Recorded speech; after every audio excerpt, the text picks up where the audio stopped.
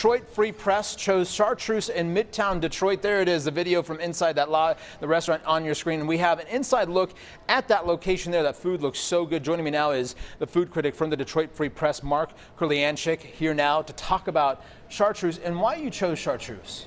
Yeah, I mean, chartreuse just makes you feel good. You go in and there's a warm, vibrant atmosphere. The service is always friendly, and the food is just excellent, farm fresh, and very seasonal. Talk about that. There's a real big movement to go to farm fresh foods. We're talking about, yesterday we're talking about cage-free eggs. Or talk about that. That's a big movement. Well, I think people just want to know where their food comes from. You can see it kind of at Eastern Market, where people like to go and meet the farmer and know exactly where it's been, how it's processed. And I think chartreuse is interesting because they actually have some farm-specific dishes. So you know that the potatoes are from Tantre Farms. Right. And you know that, what's the other one, Doug? Recovery Park does a great salad. Yeah. So I think it's kind of an educational thing, but people want that.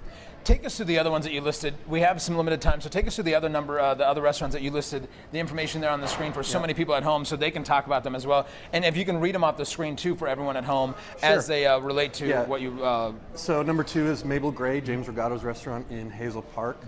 It's a small little, also lots of farm fresh ingredients, rotating menu. Standby here in Detroit. It's a small little bar, but they have some very, very great food too. Forest in Birmingham, of course, that used to be Forest Grill. Now it's a completely new concept run by Nick Janital, great kitchen there. Republic in Detroit, they focus a lot on whole animal, lots of great meat dishes, charcuterie.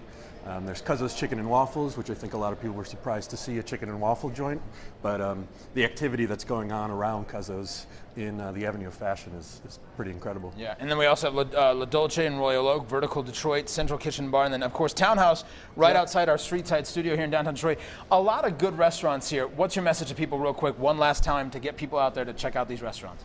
I mean, the message is that this is the best time in Detroit right now, that at least in my memory, for dining out. So go and enjoy it. Yeah, Mark Kurlianchik with the Detroit Free Press joining us here. We appreciate you being in studio, joining us in our street side studio. Yeah, thank you, absolutely.